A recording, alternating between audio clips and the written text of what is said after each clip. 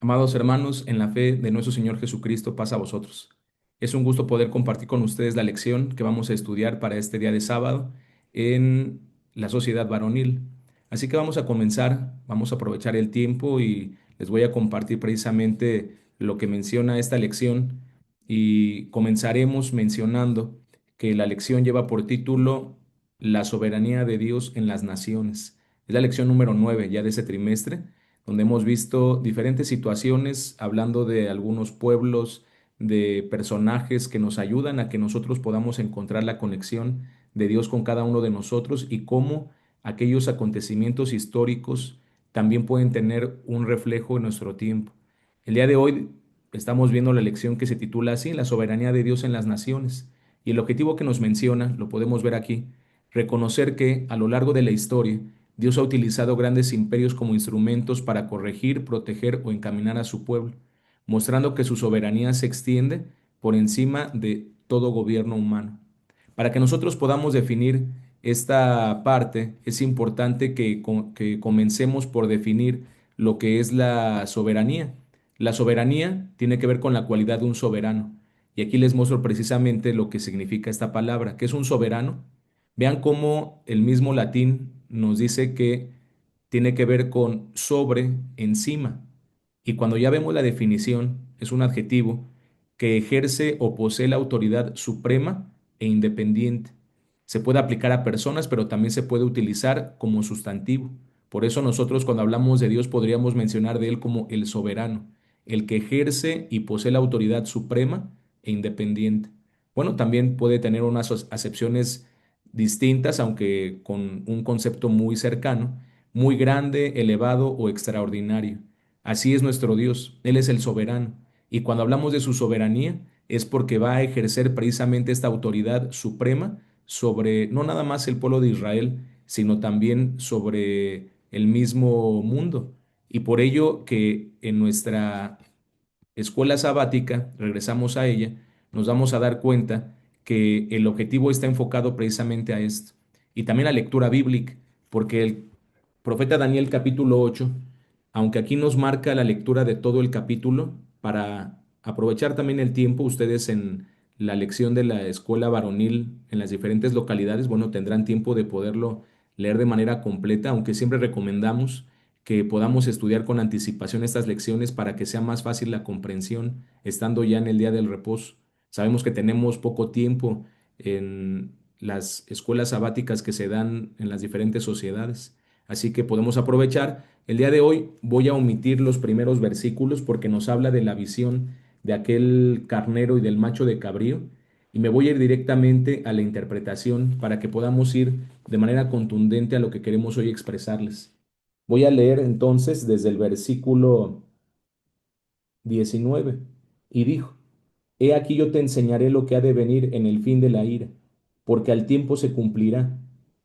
Aquel carnero que viste, que tenía cuernos, son los reyes de Media y de Persia, y el macho cabrío es el rey de Javán, y el cuerno grande que tenía entre sus ojos es el rey primero y que fue quebrado y sucedieron cuatro en su lugar, significa que cuatro reinos sucederán de la nación, mas no en la fortaleza de él.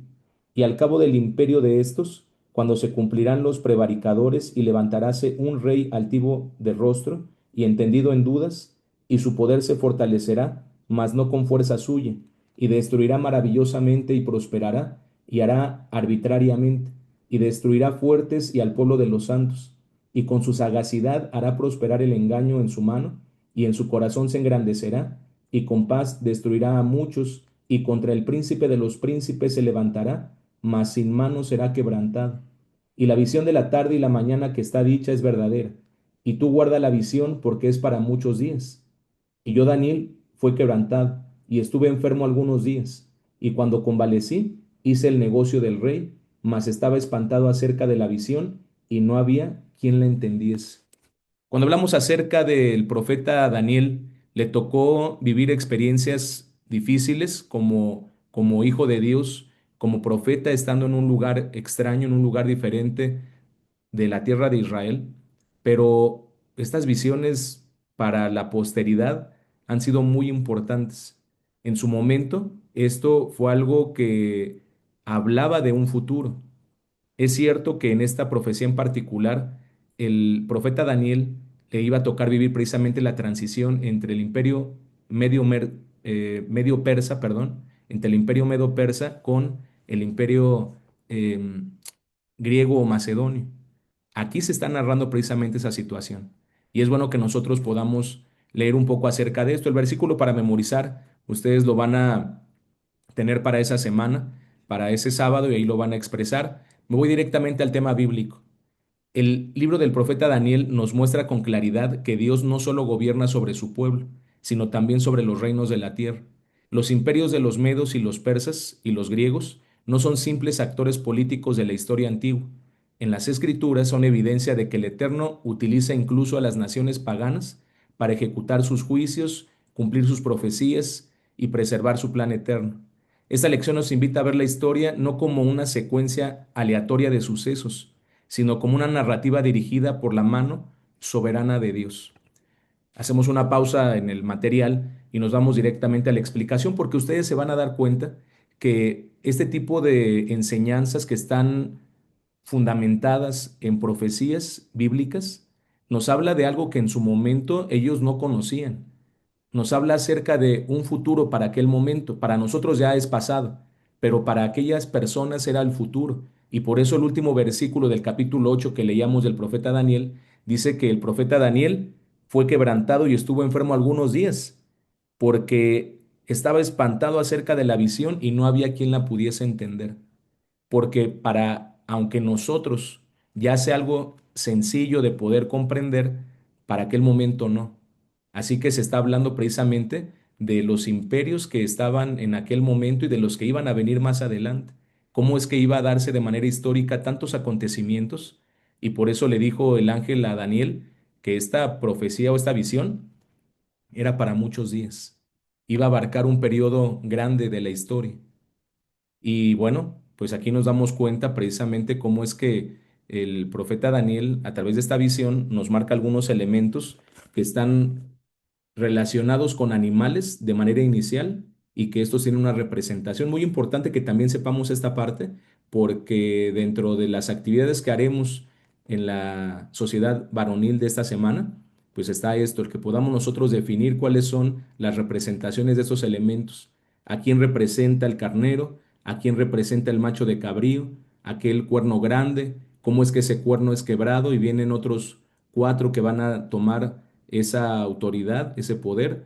Nosotros leímos ya la interpretación. Desde el versículo 19 dice, yo te enseñaré lo que ha de venir en el fin de la ira, para que exista una forma de aplicación de una visión a la parte, llamaremos nosotros histórica, que en su momento Daniel no sabía que esto se iba a dar, y aunque se menciona que es el rey de Javán, que iba a ser quebrado y que otros cuatro iban a tomar su lugar, bueno, está hablando de algo que se iba a dar posteriormente. Ahora nosotros que ya tenemos esto como algo histórico, vamos a darnos cuenta que Dios es muy exacto. ¿Por qué? Porque Él tiene un atributo que es la omnisciencia. De ahí que Él pueda hablar con confianza y lo pueda transmitir a través de sus siervos los profetas, por medio del Espíritu Santo, y de esa manera llegar a nosotros ese conocimiento. Muy importante saber que si las profecías del tiempo antiguo tuvieron un cumplimiento y nosotros lo podemos constatar a través de este tipo de enseñanzas, las profecías que aún no se cumplen, tenemos la certeza que se cumplirán porque así lo ha hecho Dios desde el principio. Porque Dios, teniendo el máximo conocimiento, siendo el soberano, el que tiene la máxima autoridad, no nada más del pueblo de Israel, sino del mundo entero como lo veíamos en el material, Él nos muestra y nos regala un poco de ese conocimiento para que podamos estar preparados para los momentos difíciles, pero también para los momentos de oportunidad como el que estamos viviendo, de poder compartir, de poder estudiar, de entender la palabra de nuestro Dios. Vamos a regresar a la lectura de nuestro material. Vean el siguiente párrafo. El Imperio Medo surgió como una entidad independiente en la región del actual Irán, aproximadamente en el siglo VIII antes de la era común, consolidándose bajo la figura de Ciáxares. Más adelante se unió con el reino de los persas para formar una coalición poderosa. El Imperio Persa, por su parte, fue fundado por Ciro el Grande alrededor del año 550 antes de la era común. Y bueno, si ustedes ya buscan en la historia universal, van a encontrar este personaje que vemos aquí que vemos aquí en el material como Ciro II el Grande. ¿Por qué? Porque él fundó precisamente este imperio.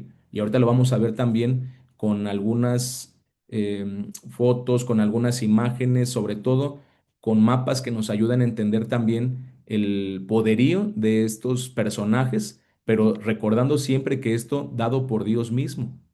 Entonces decimos aquí que este imperio fue fundado alrededor del 550, el imperio Pers, pero recordemos que ahorita estamos hablando del imperio Medo-Pers, que se va a consolidar posteriormente cuando ya Ciro el Grande pueda conquistar otras regiones y ya no nada más se quede con lo más cercano, sino pueda ampliar su reino. Y ahí es donde ya se consolida como un imperio el más grande que había existido hasta ese momento.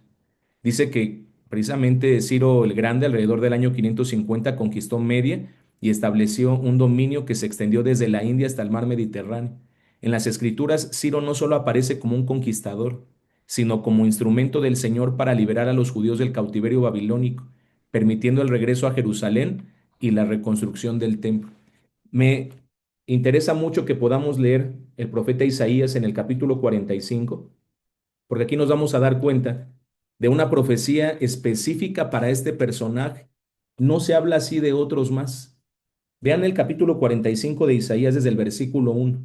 Así dice Jehová a su ungido, a Ciro, el cual tomé yo por su mano derecha, para sujetar gentes delante de él y desatar lomos de reyes, para abrir delante de él puertas y las puertas no se cerrarán. Yo iré delante de ti y enderezaré las tortuosidades y quebrantaré puertas de bronce y cerrojos de hierro haré pedazos. Y te daré los tesoros escondidos y los secretos muy guardados, para que sepas que yo soy Jehová, el Dios de Israel, que te pongo nombre. Por amor de mi siervo Jacob y de Israel mi escogido, te llamé por tu nombre, púsete sobrenombre, aunque no me conociste. Yo Jehová y ninguno hay más. No hay Dios fuera de mí. Yo te ceñiré, aunque tú no me conociste. Amén. Así dice el capítulo 45 de Isaías.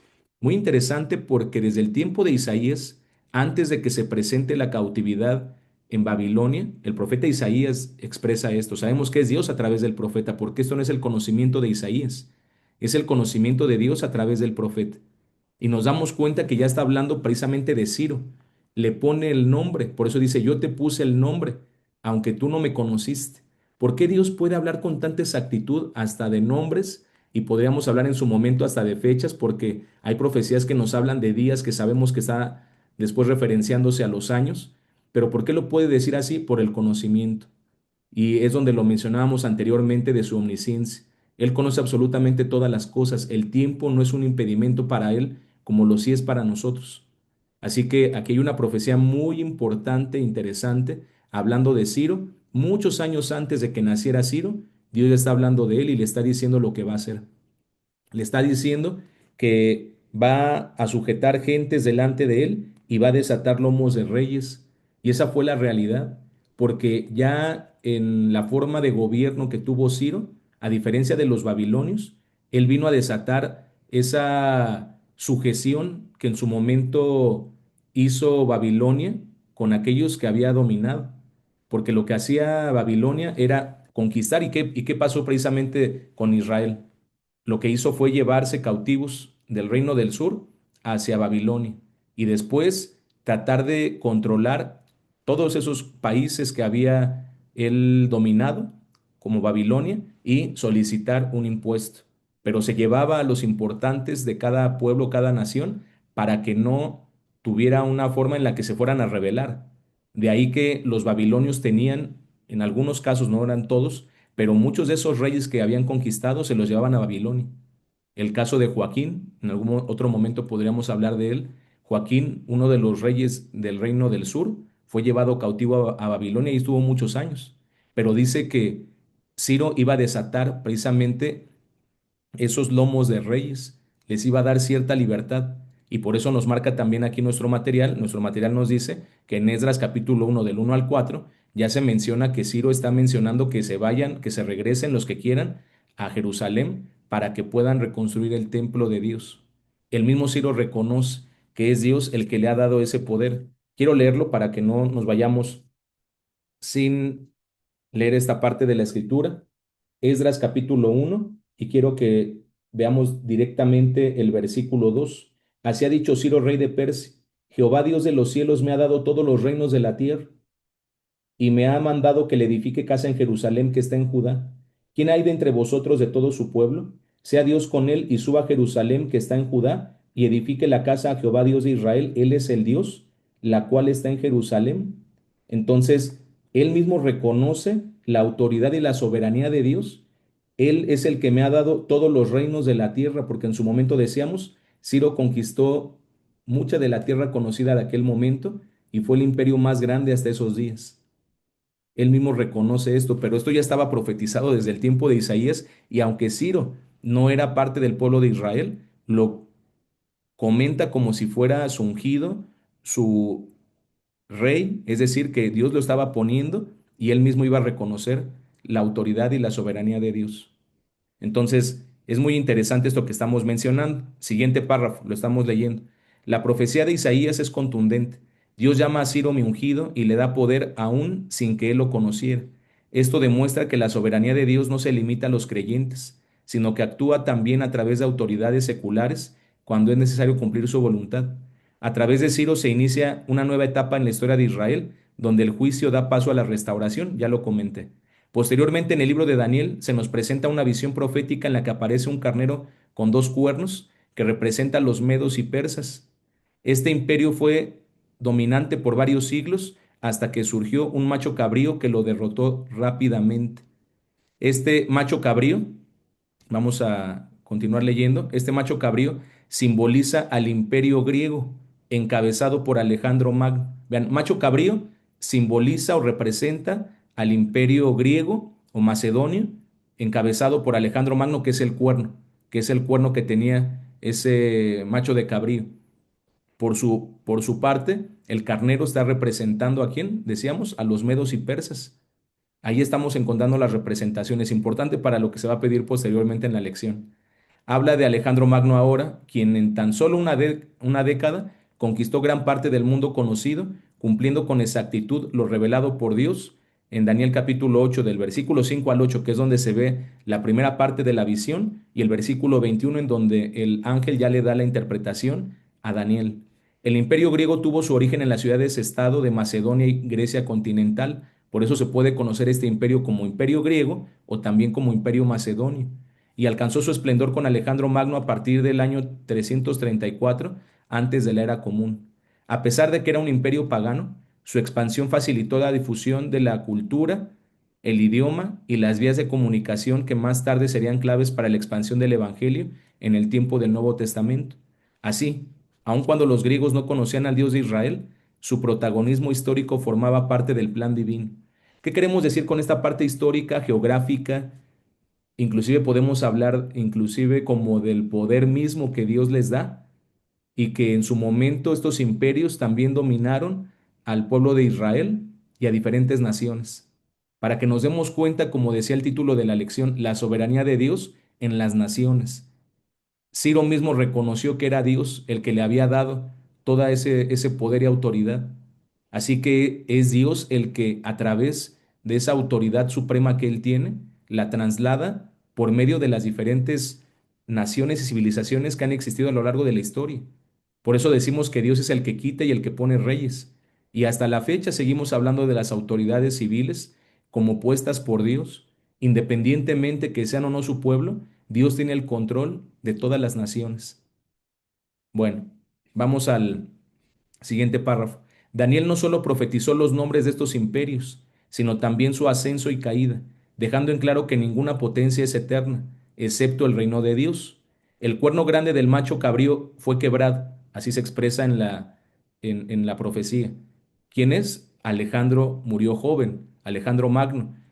Ese cuerno grande del macho de cabrío representa a Alejandro Magno, que dice que fue quebrado, es la muerte prematura, lo voy a decir de esa manera, de Alejandro Magno. Y de él, de este cuerno o de Alejandro, surgieron otros cuatro.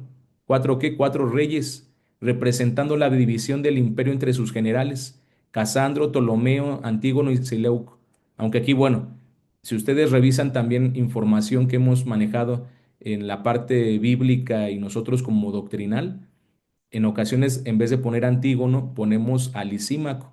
Eso es bueno que también lo comentemos, por si alguien lo llega a preguntar. Aquí se menciona Antígono, también se encuentra en documentación histórica, pero como iglesia hemos considerado más bien porque tuvo más generales Alejandro Magno, pero Lisímaco sí fue considerado uno de estos cuatro como rey. Entonces vamos a hacer una pequeña corrección aquí y en vez de ocupar Antígono es Lisímaco, para que ustedes lo consideren hermanos en la lección que van a estudiar. Y esto se ve en Daniel 8:8. Cuando digo que esto se ve, no es que estén los nombres de los cuatro generales, sino que menciona que iba a haber cuatro que iban a surgir cuando es quebrado el primer cuerno. Esto muestra que por más brillante que parezca una nación, todo poder humano tiene un límite trazado por Dios. Job capítulo 12, si lo vamos a leer, Job capítulo 2 en el versículo 23 nos dice de esta manera, Job 12:23, Él multiplica las gentes y Él las destruye. Él esparce las gentes y las torna a recoger. Habla de Dios. Vean la autoridad, la soberanía de Dios a través de las naciones. Es muy importante esta lección porque a pesar de que nos maneja muchas situaciones históricas y proféticas, que para nosotros ya es historia, pero nos confirma el poder, la autoridad, la soberanía de Dios, que no nada más aplica para un solo pueblo, para el pueblo de Israel, sino que aplica para las diferentes naciones. Y cómo es que nosotros debemos de saber que si el Dios Todopoderoso tiene el control de todas estas cosas, nosotros somos afortunados que podamos tener una conexión tan cercana con Él y lo menos que podríamos hacer es servirle, obedecerle, ver de qué manera podemos cumplir con la mayoría de esos mandamientos para que estemos a cuenta con Dios. Así que es bueno que nosotros consideremos estos puntos. Vamos a aprovechar para que nosotros veamos también esta parte de la situación gráfica y aquí les voy a mostrar lo que hemos estudiado de historia universal, lo voy a poner aquí en diferentes mapas. Vean, aquí se menciona los imperios del año 500 antes de la era común. Si ustedes recuerdan, se mencionó que en el año 550 es cuando se empieza a dar precisamente ese poderío de Ciro segundo el Grande. ¿Dónde estaba Ciro? Él era persa. Voy a mostrarles aquí, miren, en la parte donde se ve de este color un poquito rosado. Ahí está Persia, se los muestro aquí con el puntero. De aquí es de donde sale Ciro. Él era rey de Persia, pero para establecer un imperio tuvo que vencer a otros imperios, a otras civilizaciones que ya estaban consolidadas. Inicialmente los que tiene al norte, que son los medos. Vean esta línea que se va trazando aquí.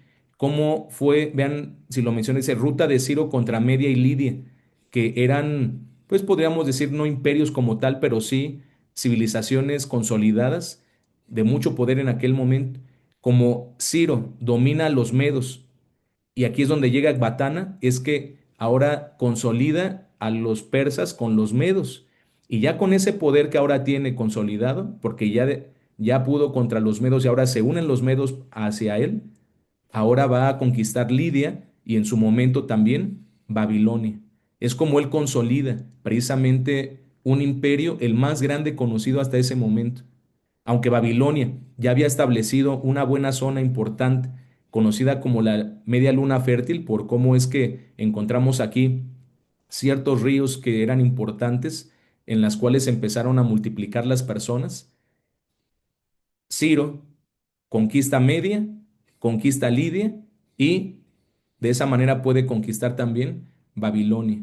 Y cuando conquista Babilonia, es decir, el imperio babilónico, es donde hay una sucesión del el imperio babilonio con el imperio medo-persa, también conocido como imperio aqueménida, porque es la parte ancestral del mismo Ciro. También se conoce como imperio aqueménida. Voy a continuar. Vean, hermanos, ahora vamos a continuar con la presentación. El imperio persa. Ahora sí, si nos fijamos, lo que está ahora como en color gris tenue es lo que conquistó Ciro, por eso fue un reino grande.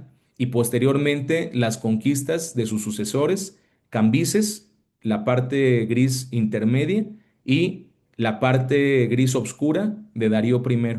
Y estamos hablando ya desde el año 550 que se mencionó, vean aquí donde está el puntero, desde el año 550, que es cuando él vence al último rey Medo, hasta lo que es el año 486 con Darío primero. Y este fue un imperio enorme.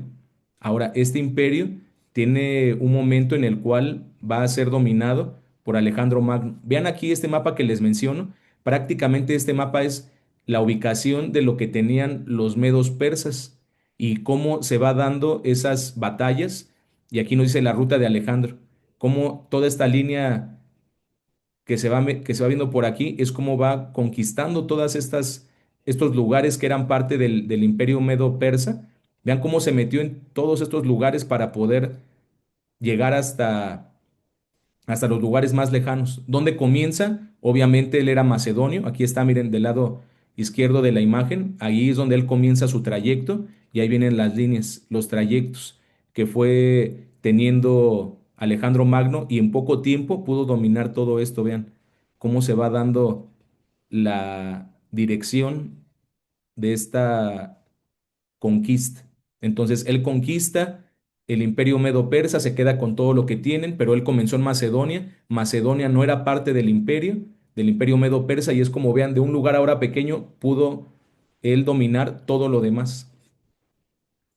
Siguiente mapa, ya consolidado como el imperio de Macedonia, como el imperio griego. Aquí ya lo vemos en un mapa mucho más amplio para que veamos ahora el dominio, la extensión de ese imperio griego o macedonio, que fue temporal, fue poco tiempo, porque Alejandro Magno murió muy joven. ¿Qué pasó? Que lo tuvo que suceder ahora cuatro de sus generales. Y aquí estamos viendo cómo se reparten prácticamente ese imperio macedonio, se lo reparten entre cuatro. Casandro, Lisímaco, al que les decía, Seleuco y Ptolomeo. Se ponen en colores diferentes para que ubiquemos cómo es que si hay algunos que tomaron un dominio sobre otros. Seleuco, vean la cantidad de dominio que tuvo, de territorio sobre todo, y lo que tuvieron también los otros tres generales. En su momento, Seleuco también dominó parte de lo que tenían otros de los generales. Así que aquí vemos precisamente consolidado lo que hoy vimos, cómo es que desde que estaba Babilonia, pasando por los medos persas, la conquista de Alejandro Magno, y ahora cómo después de su muerte se divide ese imperio en cuatro zonas o en cuatro reinos por medio de sus cuatro generales, Casandro, Lisímaco, Seleuco y Ptolomeo. Todo esto que mencionamos aquí era precisamente para que nosotros podamos ver de manera gráfica lo que estudiamos en la lección del día de hoy. Por lo tanto, es bueno que nosotros tengamos este conocimiento, podamos ubicar las regiones, las zonas, de tal manera que no nada más leamos, vean, leímos la mitad de un capítulo, aunque la lectura inicial era todo el capítulo, pero todo lo que se desglosa de manera histórica, cuántos años pasaron para que se pudiera dar cumplimiento a esta profecía que fue expresada por Dios a través de Daniel y que para nosotros ya es algo histórico. Lo podemos consultar en la historia universal. Voy a regresar al material de la escuela sabática varonil para que podamos concluir con esta lección. Y aquí nos vamos a dar cuenta que el último párrafo los últimos párrafos están en el mismo sentido. Lo que ocurrió con los medos y persas y griegos nos enseña que la historia no se mueve por casualidad, sino por designio divino, porque ya se había mencionado por medio del profeta. Dios permite que algunas naciones se levanten para corregir, otras para proteger, como el caso pareciera de los medos y persas, y otras para preparar el escenario del cumplimiento profético, como el imperio macedonio. Así como usó a Babilonia para juzgar a Judá, porque es la corrección. Recordemos que ahí es donde todo comenzó y después se da toda una secuencia de acontecimientos. También usó a Persia para restaurarlo y a Grecia para preparar culturalmente el mundo para la llegada del Mesías. Como varones creyentes, esta verdad debe fortalecer nuestra fe y enseñarnos a no temer el curso de los acontecimientos mundiales. Si Dios controló imperios tan grandes, también controla nuestras vidas, nuestras familias y nuestras comunidades. Él pone y quita reyes, ya se ha mencionado, y la cita está ahí, Daniel 2:21, y su propósito se cumplirá sin importar las resistencias humanas. El Salmo 22, ese sí lo voy a leer, Salmo 22, verso 28. Nos dice así: porque de Jehová es el reino, y él se enseñoreará de las gentes, de los gentiles, de las naciones. ¿A quién le pertenecen todas las cosas? ¿Quién es el soberano? Es Dios. Máxima autoridad, máximo gobierno. Es de Dios. Si bien Él ha permitido que esto ocurra a lo largo del tiempo, el poder supremo es de Dios. Por eso Él es el soberano. Pero imagínense, si Dios controla todas estas cosas tan grandes a lo largo de la historia, no nos controlará a nosotros. Y cuando digo controlará, no es porque nosotros seamos títeres o que nosotros hagamos lo que Dios nada más quiere que nosotros ejecutemos, sino habla precisamente de cómo es que Dios ya conoce todas estas cosas y nos muestra cuál es el medio para que podamos alcanzar bendiciones, para que podamos tener una vida diferente, una vida de bien. Si Él es el soberano y tantas cosas ha hecho, ¿por qué no nosotros humillarnos ante Él y hacer su voluntad? Sus mandamientos que estipuló desde el principio, que al seguirlos nosotros alcanzaremos bendición y vida eterna. Yo podría decir que nos cuesta, hermanos, el que podamos ser recíprocos con Dios de tantas cosas que nos ha dado y ponernos a su servicio, el que podamos cumplir con sus mandamientos, amar a Dios sobre todas las cosas y a nuestro prójimo como a nosotros mismos. Y en estas dos sentencias que parecen muy cortas, dependen la ley y los profetas, todo lo que hemos aprendido. ¿Cuántas situaciones no existen a veces entre nosotros mismos? Y ya no me voy más allá de nuestras fronteras, sino como propia iglesia. Entre nosotros a veces existen disensiones, problemáticas, que en ocasiones podemos decir cómo es posible que ni nosotros mismos las podemos resolver. Hubo personas que se pelearon por el poder, hubo personas que se pelearon por el territorio. Lo estamos viendo a través de manera histórica. Que no pase esto, aunque pareciera que el dominio o el gobierno o el territorio es mucho menor, pero ya no nada más es en la parte física o en la parte geográfica, sino estamos hablando también de las mentes y del conocimiento que Dios nos da. Así que cuidémonos y podamos dirigirnos en la misma secuencia que Dios lo ha hecho, que ese gobierno sea de justicia, de equidad, y que nosotros seamos simples actores de lo que Dios está poniendo para que se cumpla su voluntad. Porque al final ya regresará a un punto en donde retorne ese reino que Dios mismo ha dejado para que entre la humanidad lo puedan dirigir, retorne hacia Él, sin quitar también a un personaje muy importante, Jesús, que él demostró humildad y en él se pudo dar cumplimiento a muchas cosas que se habían comentado con anticipación, porque tuvo un corazón de obediencia a Dios. Y es lo que debemos de aprender nosotros, que la obediencia sea el estandarte que nos guíe, que sea lo que llevemos enfrente de nosotros, la obediencia, la buena comunicación, la buena comunión, la parte fraternal con nuestros hermanos. Que no haya entre nosotros celos, ni contiendas, ni iras, ni disensiones, como dice la Escritura, sino que podamos caminar unidos en una misma mente y un mismo parecer. Y más nosotros como varones, que Dios nos ha puesto al frente del hogar, al frente de la iglesia. Y esto no para sentirnos más, porque al final, ¿quién es el soberano? Es Dios, no nosotros. Nosotros tenemos la oportunidad de poder comprender su palabra y de ser solamente una extensión de lo que Dios ha puesto como autoridad, pero no para sentirnos más, como lo he comentado, sino con toda humildad poder servir, porque esa es la verdadera esencia y propósito de nuestras vidas, el servir. ¿Dónde comenzaremos a servir? En nuestra casa. ¿Dónde continuamos sirviendo? En la iglesia en donde estamos, en las diferentes localidades, como miembros activos de una sociedad, nosotros como varones, como miembros activos de una localidad, ¿de qué manera podemos contribuir para que la localidad a donde yo asisto pueda también fortalecerse? Si todos pensáramos de la misma manera, hombres y mujeres, entonces seguramente nos fortaleceríamos y podemos alcanzar grandes cosas. Es lo que Dios espera de nosotros, pero nosotros a veces nos resistimos a su autoridad. Y por eso a través de la enseñanza y a través de estas situaciones históricas podemos encontrarlo. Debemos aprender, último párrafo, a confiar en que Dios sigue gobernando, incluso cuando los sistemas políticos parecen hostiles o alejados de su voluntad. Así como Él tenía un plan en medio del dominio medo-persa y griego, también lo tiene hoy. Y como hijos de Dios, nuestra tarea no es temer, sino entender los tiempos, mantenernos fieles y participar con sabiduría de su obra. Dos lecturas. La carta a los Romanos, en el capítulo 13, son las lecturas finales bíblicas.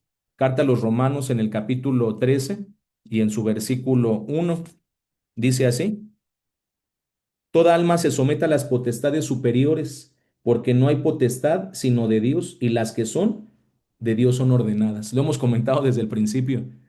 La soberanía es de Dios.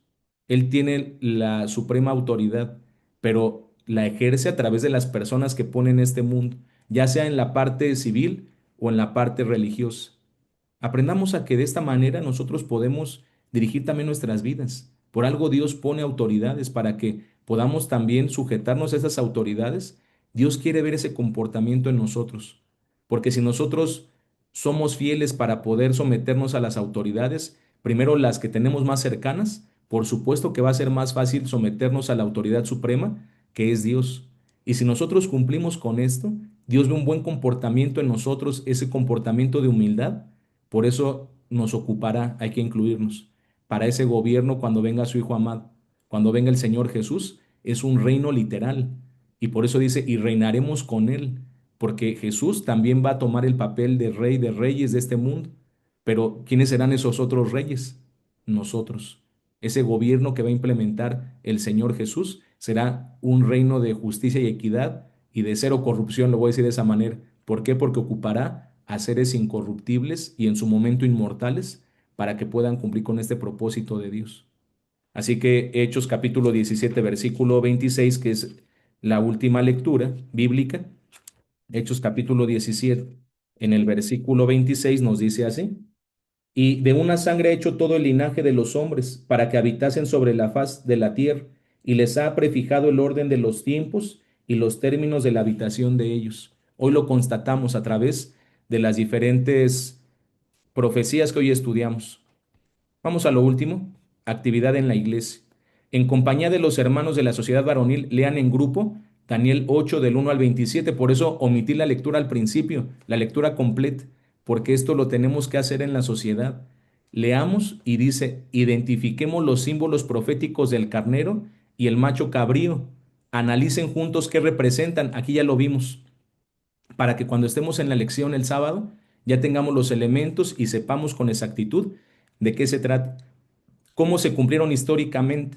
Vimos también fechas, vimos nombres, vimos territorios y qué enseñanzas dejan para nuestra vida. Después localicen en un mapa bíblico las regiones dominadas por los medos, los persas y los griegos y comenten cómo estas zonas influyeron en la historia del pueblo de Israel. Bueno, ya lo hicimos aquí, nos anticipamos a la actividad y hoy tenemos ya el conocimiento consolidado, no para que nosotros digamos, ya me lo sé, ¿para qué voy el sábado? No, sino que el sábado es para que podamos ya compartir lo que hemos estudiado, lo que hemos analizado. Es poco el tiempo a veces que tenemos en la sociedad varonil, pero sobre todo que podamos interiorizar este conocimiento y reflexionar de qué me sirve. Entender que la soberanía de Dios en las naciones se ha dado a lo largo de la historia y se dará. También falta todavía muchas cosas por cumplir, pero que si Dios es el soberano sobre tantas cosas, yo también me debo de sujetar a esa autoridad suprema que es Dios, a través de las diferentes autoridades que Él ha puesto a lo largo de la historia. Pero sobre todo, no hacerlo por obligación, porque puede haber un momento en que pareciera obligatorio, sino hacerlo por convicción, porque sabemos que esto nos conviene, porque Dios nos está dando una enseñanza y un aprendizaje en todas estas situaciones que nos menciona. Lo que está en la palabra de Dios es para nuestra enseñanza y para que podamos modificar actitudes seguramente en nuestra vida cotidiana. Actividades en casa. Y bueno, estas no las vamos a hacer ahorita, las dejamos de tarea para su hogar. Reflexiona sobre las siguientes preguntas, dice aquí. Prepárate para compartir tus respuestas en la próxima sesión. ¿Creo realmente que Dios está en control de todo lo que ocurre en el mundo? ¿Cómo puedo mantener la fe cuando los gobiernos humanos parecen alejarse de los valores del reino? ¿De qué manera puedo actuar con sabiduría y firmeza y esperanza como hijo de Dios en medio de este mundo? Creo que la última pregunta es la de reflexión y la contundente para esta lección. ¿Cómo puedo actuar? porque no nada más es conocer, es qué puedo hacer, cómo puedo actuar, pero sobre todo con estas virtudes, sabiduría, firmeza y esperanza, como hijo de Dios en medio de este mundo.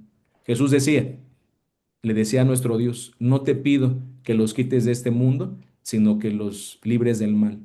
Que nosotros podamos estar alejados, guardarnos de esas situaciones que contribuyen a que haya decadencia en la humanidad. Y lo decíamos desde un principio, cuestiones de desunión, que todo pensamiento de combatir entre nosotros debe de quitarse por completo.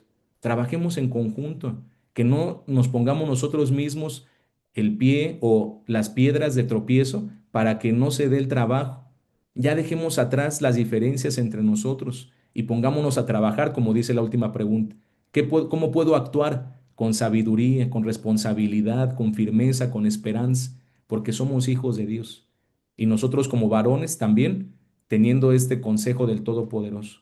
Amados hermanos, varones de la Iglesia de Dios Israelita, ha sido un gusto compartir con ustedes esta lección. Esperemos que sea de beneficio para todos nosotros y que este sábado podamos también disfrutar en compañía de nuestros hermanos, de los demás varones que vamos a estar asistiendo a las diferentes localidades, compartir, trabajar en equipo y ver también cómo podemos contribuir para que haya un avance concreto, contundente en mi hogar, en la sociedad varonil, en la localidad donde atiendo. Y esto, si todos nos ponemos en el mismo sentido, como iglesia, vamos a presentarnos delante de Dios porque Él es nuestro soberano, la máxima autoridad de todo el mundo. Que Dios los bendiga, amados hermanos. Pasa a vosotros.